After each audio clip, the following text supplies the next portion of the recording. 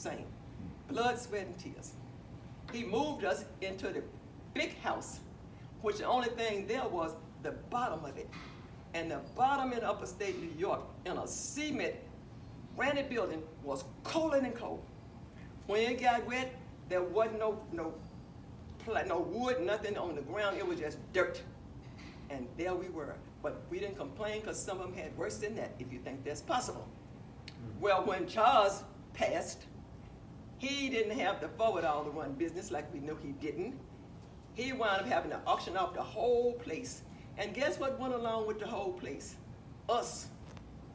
My mom, Bet, my papa, James Bonfrey, and me. All 13 or 12 other of my siblings had been sold off already. As a matter of fact, I lived long enough to see my youngest sister taken away in a carriage. And my little brother running out, he thought she was going for a ride. He said, I want to ride, because it was shaped like a sleigh. And what little child don't want to ride a sleigh? Because he never had a sleigh ride before. And by the time he realized where the sleigh ride was going, he went to pull back to Mama Bet. And they was getting ready to pull off. We never saw either one of them again. Sold us off. My mom, Bet had worked so long. They didn't have much time or much energy left in their body. So when he sold us off to somebody else, they didn't have no working fire left. And what happened when you ain't got no working fire? I want to stop here for a moment and keep going. They put you out what they call to pasture. They showed that they like you a lot. Because you wasn't no good no more to service, to work. So they would take you somewhere to a little cottage, a little cabin, and want Mama Bet passed first because she was just tired and wore out. So they allowed Papa to fend for himself. And if you could go visit them in this little place they put you off in, you can't go but once. Because if you ever get a ride or get to walk out there, you didn't have no way to get back because it was too far away. So when I went to see my Papa, he gave me that look. And I gave him that look. And I touched his hand, and we knew that, not gonna believe it, but it was the way it was. So the love was still there.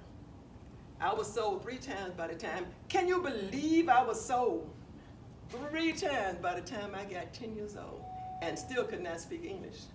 So you already know my third master, as they call it, beat me severely because most of the instructions, I didn't know what he was saying. Get over that girl. They didn't use gal and boy up north, but it meant the same thing. It was the meaning. I didn't move fast enough because I didn't know what he was saying. And some of the 3 times they had children, white children, and they resented me being able to work so hard. They would sabotage my food and put sand in the potatoes. And I got beat for that. But we're gonna skip over that part because God always got some answers for everything that ain't working out right. By the 3rd time I was sold, each time I was sold for at least $100 and a flock of sheep. That's how hard I was working as a little girl, tall. I'm gonna hit that little speech, but we're not going through the ain't I a woman. Whether I said ain't or not, ain't wasn't said enough. I never heard the word ain't, but whoever wrote it, that's what they decided, and we're gonna go with that. But the bottom line was, I was a woman's rights. Even as a child, I was walking in a woman's right. The right to own herself, the right to name herself, the right to have claim on her own children, the right to want land, the right to vote, the right to have a husband, and we never had no husband or wife. We didn't have no titles like that. It was just auntie and uncle. And down south, I heard it was mammy and boy. Okay, how old a person got, a man. The person who owned him could be 20 years old, and the person who was owned or enslaved, he still called him boy.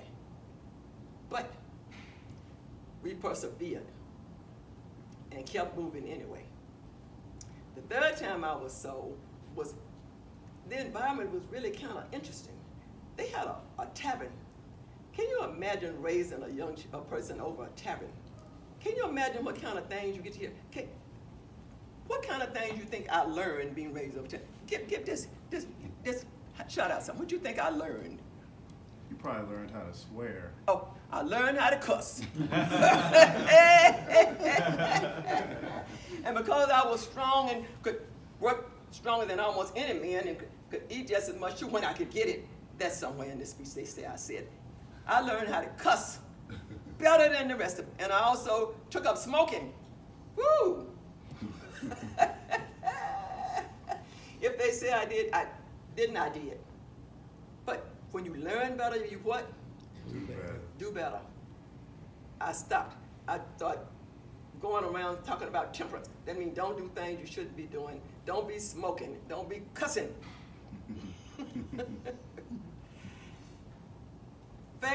Moving faster. When I got old enough, I wanted to have my own family. So the third or fourth time I was sold, I saw somebody named Thomas, and we got married.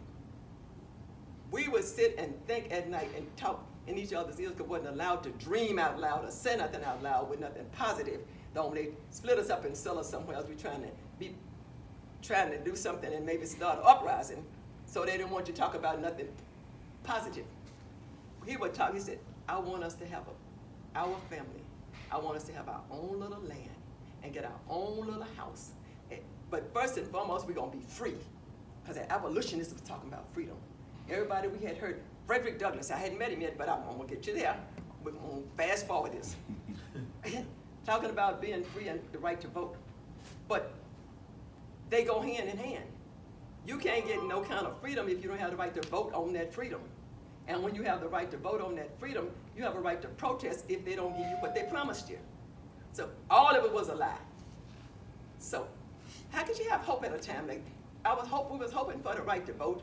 We was hoping for some land. But when you got the land, if you was down south, they take it from you, burn you out. I don't know if you heard about it, but that's what it was. You didn't own it. You was just left there to work it. So when you got it looking real nice, they come in, ooh, this looks good. Move along. Get along, uncle. Get along, auntie. Get along, gal. Get along, boy. What they call, I don't know. I'm going to say something, and please go with me. We have spiritual powers we don't know we got. God told me this. And sometimes we are thinking way ahead, but we haven't been yet. You ever seen the little children say, how did he know how to play that? How did she? Nobody in my family did that before because it's in you. It's a circle. We circle back around to what we knew how to do. Like these here, it was in you. It was on your auntie, your grandmama, your great somebody. You didn't just wake up when they said, I think I want to quit. They showed you, you saw it, you wanted to do it. It was in you to say, I need to do this, bring it out. So I started speaking and talking. But my main thing, I started walking and talking. But what you have to understand is that some people didn't walk and talk and said, you are not doing enough because if you're not on the front line, you are not really a soldier. But that both time, when my children, Diana was my oldest daughter was Diana.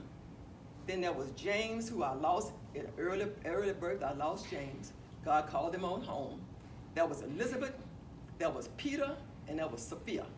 So we had a total of 5 children, but only 4 of them lived. But he had plans for us to do something and live something free. Stop cussing and swearing. Decided to go somewhere else. The fourth owner, Master Dumont, he promised me that I was going to be free because any year now, I've skipped a lot because you can read, you know some of this, probably somebody can tell you, you can ask them. New York was going to have an emancipation, and they was going to free the slaves in 1827, and this was 1826. So I'm like, ooh, Thomas, we're getting ready, we're fitting to be free, we're going to be free to just be, and when we keep talking to them about that land they've been promising us, had nothing before the Civil War, had promised land for the freedmen, and all who went to the service had promised them some land, but of course they wasn't going to do it, but we still could try to hold them to it. And I don't know if y'all heard that, but was it 40 acres on a mule? And how did she know that? I just told you, I traveled. My mind traveled, my spirit traveled, and I heard these things in the wind. They promised me. I even took a personal visit to Abraham Lincoln and Ulysses S. Grant. I went to visit Andrew Jack. I visited 3 presidents to protest and hold them to that promise of this land out west there was nobody there. Only somebody there was white people. Only reason they took us so we could help work the land, and we got sick. They left us along the way and went on out and got the land. Nobody in Washington remember promising that. The same promise about Mr. Dumont and making me free. Well, what I decided was, you don't know what the Lord told me. Master Dumont wasn't there and he didn't care. He didn't know when and he didn't know where. He didn't know what the Lord told me. He said, what you need to do is just, you are a woman's rights. You ain't have to make a speech at the convention. You are a woman's rights. Walk in your own freedom. So, early one morning, just about the break of day, when the sun came up, I got Mr. Thomas's youngest daughter, Sophia. The other ones had to stay because they was in what they call it, they had a name for it. They hadn't worked off the time yet. The men had to be 28, the children had to be 25. But if you couldn't read and write and they didn't tell you how old you were, guess how much longer you had overstayed? A lot. You can talk back with me, it's okay. This is not that kind of meeting. We're going to talk about, that's not rude. The only Frederick Douglass always said, and I wound up in a speaking, Northampton Speaking Association. But back to Mr. Dumont. I started walking with me and Sophia, and I know he was coming after me. So because I was stronger than him for sure, because he had been spoiled with us doing his work. They say I walked 5 miles, but I started to slow up a little bit so he could catch up with me, because I could hear him some breathing. I said, that must be Master Dumont coming after me. So I slowed up my step so he wouldn't feel so outdone with yet another woman had outdone him. African-American woman at that he thought he had to mean and beat me down, and I was beat down to be strength. I slowed up a little so he could catch up with me. By the time I get to a friend's house who recommended, the Dutch family, somebody recommended, said, I started to walk away and didn't even know where I was going. Didn't even know where somebody was going to be, but I trusted. Because the same way again, the voice said from God, just go, just go. I'll provide. By the time she got up the road and got that 5 mile, Mr. Dumont, at the time it was Master Dumont, I get to the person's house, they recommend the Van Wagoners. When I'm pulling on the little knocker, soon as I do this, Isabella, I was born Isabella Bumfrey. Isabella, what do you mean? Don't you know you're a runaway slave? What do you mean? I own you, I own you. I said, Master Dumont, you promised me my freedom. You promised me my freedom last month. But Isabella, you were supposed to spend a whole 100 yards of wool and make some yarn before you. I said, Master Dumont, when you get back, check in the shed. I stayed 2 extra months and spun 100 pounds of wool to make that yarn that I owed, because Mama, I bet always told us, pay our bills. Don't leave owing nobody. And don't hate nobody. And pray for the master because they need help because they're evil and don't even know it. But anyway, fast forward. It wasn't working. Praying for Master Dumont wasn't working at the time. I said, I did everything. You promised me you was going to give me my freedom. He said, well, I changed my mind, Isabella. So I said, Master Dumont, about staying on your property there, since we was in the changing mind business, I changed my mind too. I don't know if it was like a plague. It must have been contagious because I caught it. And I started getting in the changing mind. I changed my mind, decided not to stay. So I walked away. By the time he caught up with me, the Van Wagoners was opening the door. Isabella, they were Dutch. They didn't believe in slavery. They were abolitionists. Isabella, what you do? You don't need to talk to her. She belonged to me. She's coming with me. He went back out and sat outside like he was expecting me to come. She going back with me. She not. He said, Dumont. He didn't know him, no. He said, Dumont. How much more time do she owe you? He said, at least $20. And for that child that didn't work yet, that baby, it's $5. He said, Marie, bring me, look in the pouch and bring me forward $25. We walked over to Dumont.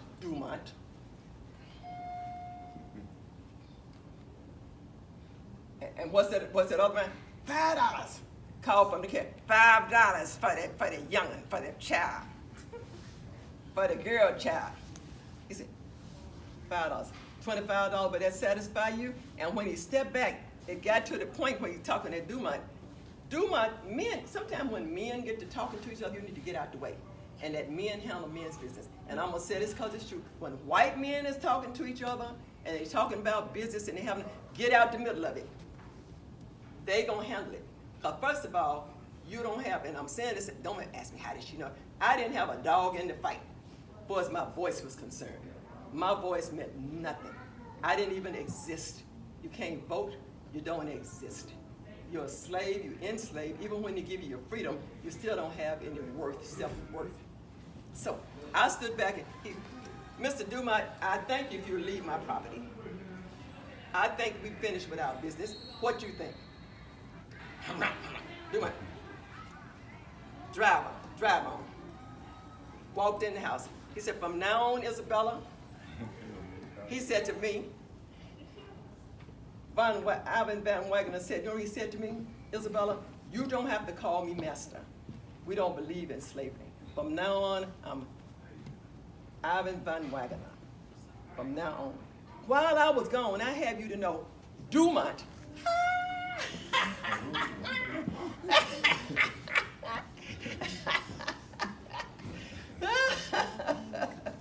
Now, I'm coming afoot. Anytime you go on afoot, you don't know who you're going to run into on the road. I'm running into this person on the road. Wow, I ain't seen him until a day and Sunday. And there he sit. He said to me, you don't have to call me master. We don't believe in slavery. While I was gone, Dumont decided he was going to pay me back for walking away and walking up to my walk of freedom and leaving after he promised me to emancipate myself. I had the nerve to emancipate myself. Walked away. He decided to pay me back because I had to leave my other children back that I had no way to take them, and they still was in chattelty and whatever that word was. They had got to work off their time. Tell me why my youngest son, Peter, he decided to have him sold 2 layers down. Worse than that. His brother-in-law or brother decided that there's one male child, and there was a big cry for African-American male children, any age. Peter was there, and I wasn't there. They sold Peter to one of his relatives, and his relative then turned around and sold him, double sold him, to an enslaver from Alabama. Lord. Alabama? Down south? Even slavery up north wasn't nothing to smile about, but down south? My son? Ivan Van Wagner, because I had just walked into the door and became one of his wards. He said, you don't have to call me master. We Dutch. We don't believe in slavery. We're abolitionists. He said, I tell you what, since you're here and everywhere you were sold to, you took on that last name, why don't you take on our last name, Van Wagner, and we're going to file a lawsuit with the highest court in New York and get your son back. We're going to file it on behalf of Isabella Van Wagner. The court couldn't do nothing with that. Because first of all, they knew that the child was an African-American boy, but they still didn't know who that was filing the case, and they didn't want that trouble. Well, I have you to know, I won. Look in the history, look in the main history from way back when. The first and only, any race, female that filed a case against their owner, a prior owner, a slave, or a male, and won the case, a lawsuit. And they gave them an X amount of time to get my son back up to New York from Alabama. But because of the travel, and they took their own time. I don't know if it was 2 weeks, 2 months, 2 years. They already knew. But once they said they was bringing them back, they had satisfied the lawsuit, the case that they had, because they was going to find them $100 or more, which was a lot of money anytime. Not long enough, my Peter was, I said, I'm going to have my son back. I had gone to Dumont's mother, because I figured a mother would feel the loss of a son, right? We would talk to, right? We would feel that, right? Right. One would think that. Since I was a non-person, wasn't a missus, wasn't a madam, wasn't a female, was a slave. She said, oh, Sojourner, you know, she called back in the house to whoever was listening, because at that time white women didn't really have any attention from their husband and their family either. All they could do was have children, ideally male children, to carry on that madness that they were carrying on, owning and enslaving and land ownership. She said, did you hear what Sojourner said? She said that she's going to have her son back.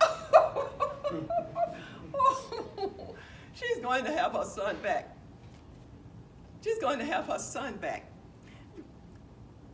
What former slave said, I'm going to have my son back. But she still hadn't paid attention that I had won the lawsuit in the highest court in New York, and the highest court in New York, which was comprised of white men, most of them a certain age and over, that made it official. She hadn't heard the verdict. She's going to have her son back. But before that happened, I said out to myself, I wish something really bad would happen to her. Be careful what you wish on people. Don't do that. Whatever is going to happen when somebody is not kind and mean and hateful, it's coming back like that. You don't have to rush it on them. While that happened, her daughter got married and married somebody that took her boy that she didn't know really. We heard that he was one of the cruelest people they had ever seen. And the last time they saw her daughter, she was walking around, just wandering around, had lost her mind. So don't wish bad things to come back on people because they put it out on you. You can if you want to. This is just a suggestion. When people get a certain age, you think you can just tell people what to do. I don't want to be that person, but I learned it from experience. And then it made me feel guilty about it. But the sins of the parents sometimes are visited on the children, but sometimes the children can redeem themselves when they see the error of their way and decide to change. So moving right along, I'm all the way in New York, coming back, knew about Frederick Douglass. We met him, we were speaking together in Northampton, moving around on that part of the map, and I started getting paid to speak. Because people was like, whoa, she's really speaking. But before that, when I was on my way to New York, Isabella wasn't serving me that name. It sounded like Queen Isabella. It sounded too foo-foo, too fluffy. It didn't sound like it had no effect. So while I was walking through New York and moving around and checked on my children, but the children, well, what happened to all the children? You want to know? Let me say, they heard that I had left, and they had panicked. They didn't know if their mama had lost her mind, if she had been snatched away and gone on into bed. What do you call it? What is it? Chatteling? Whatever that's the thing is. It's supposed to sound better than slavery, but it's the same thing. You're never going to work your way out of it. Same thing. So she asked somebody to draft a letter to Van Wagner to let her children know and her husband that she was okay. But while she was walking toward New York, she said, I need a new name.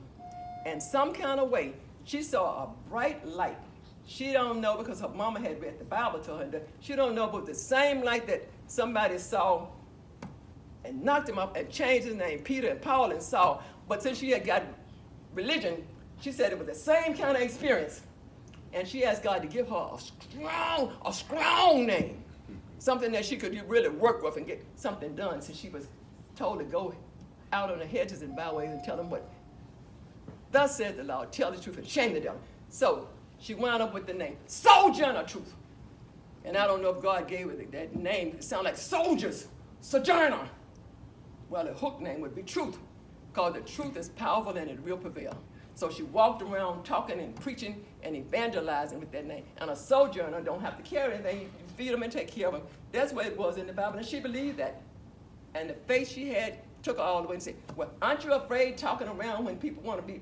She got beat and chased and hurt a lot of times. She said, what's there to be afraid when you got God and the truth on your side? And the truth will prevail because it's powerful. She had that name. She started speaking Northampton. She started getting paid. She had this little book. In the meantime, I got to keep going because you know when you ask an old person to speak, you got to stop them. Because when they start going all back through there, you're going to be there for a while if you don't have time. So let me move forward. Let me show you a picture of my daughter Diana.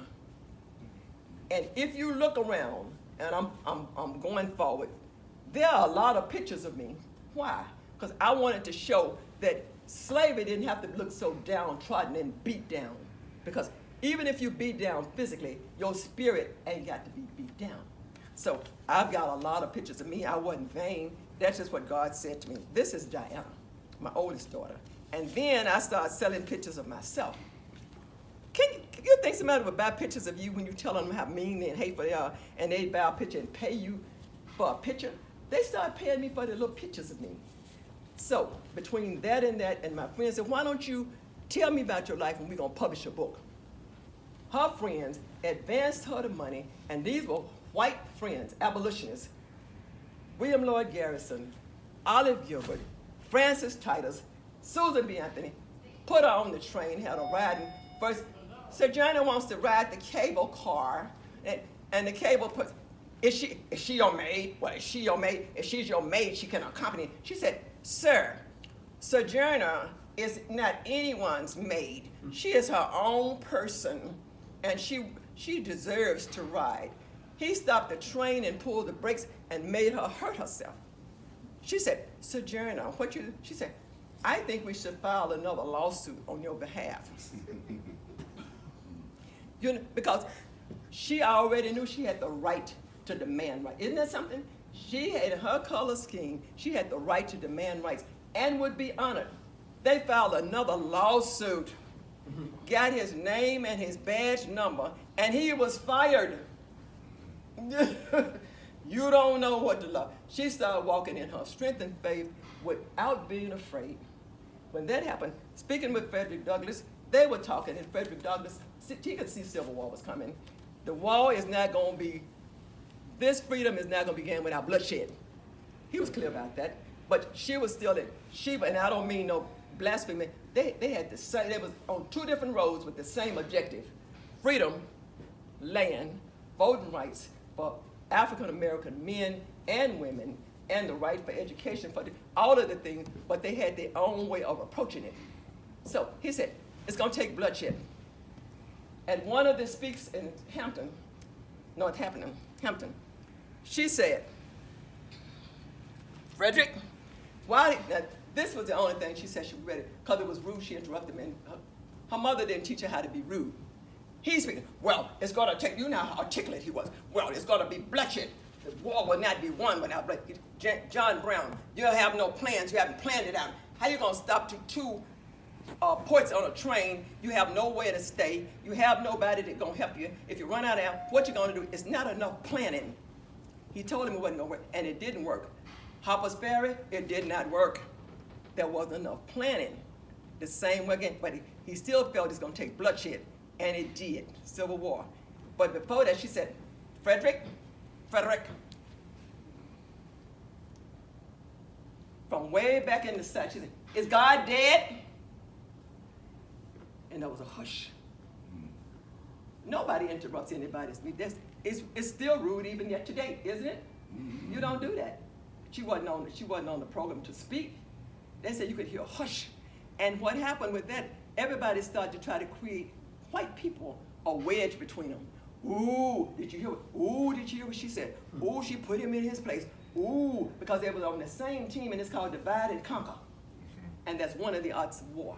They can break you up from her, just say one something. Did you hear what she break the children up from the grandparents? Just say it and start, you create a wedge, you wind up with the hedges getting hacked down, because then you take away the trust. But he wasn't falling for her because he already knew about that. He put a letter in his own paper. He was the editor. He taught himself how to articulate But what he didn't know, they still didn't care how articulate he was. They still didn't like his black face. And they still didn't respect his wife. And even though they talked about him and gave him all kind of accolades, they hardly ever mentioned his wife. And she was key and pivotal to his freedom, but she still wasn't a Mrs. like that. When he read the article in the paper about how, she did not put me in a place. She said, first of all, I was not behorsed. And she knocked him off his horse. But, when she said that, she slapped him. He said, madam, let me say, I can never remember being behorsed in my life. Had I been behorsed, you would already know I would not have forgotten it. If anybody behorsed and knocked him off his horse, Frederick Douglass would not have forgotten it. So he said it. Don't just let idle stuff just go out there and fly around in the wind, because then it catch hold and become something divisive.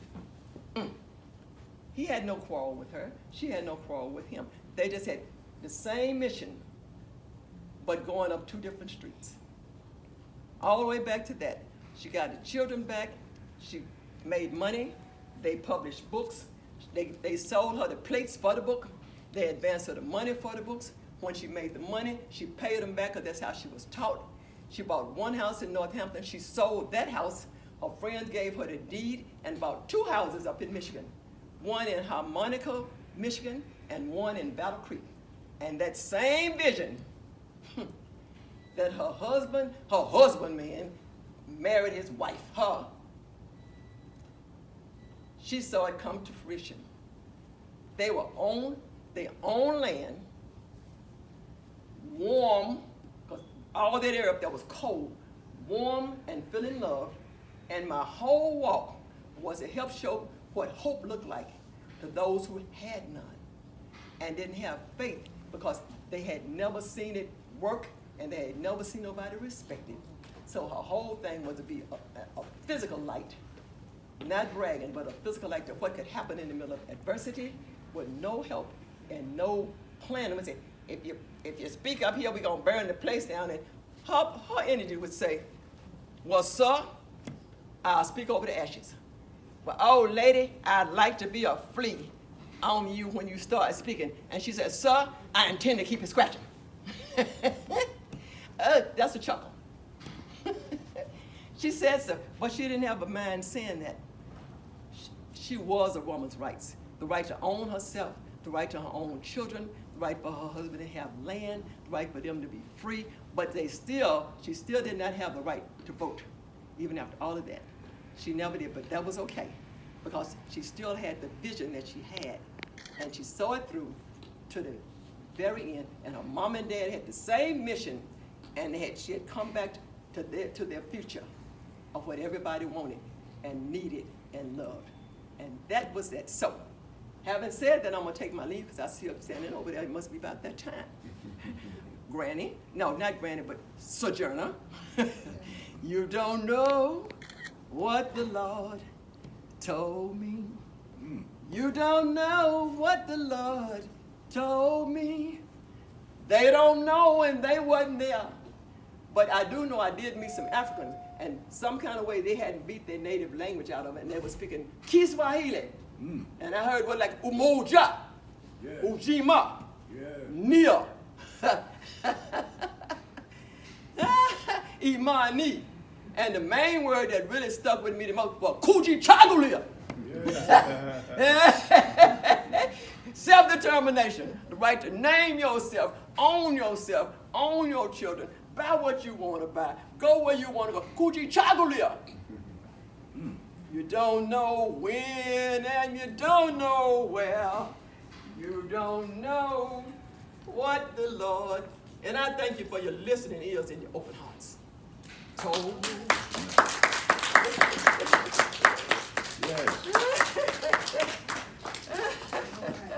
Thank you all so much. Anybody want to have a comment or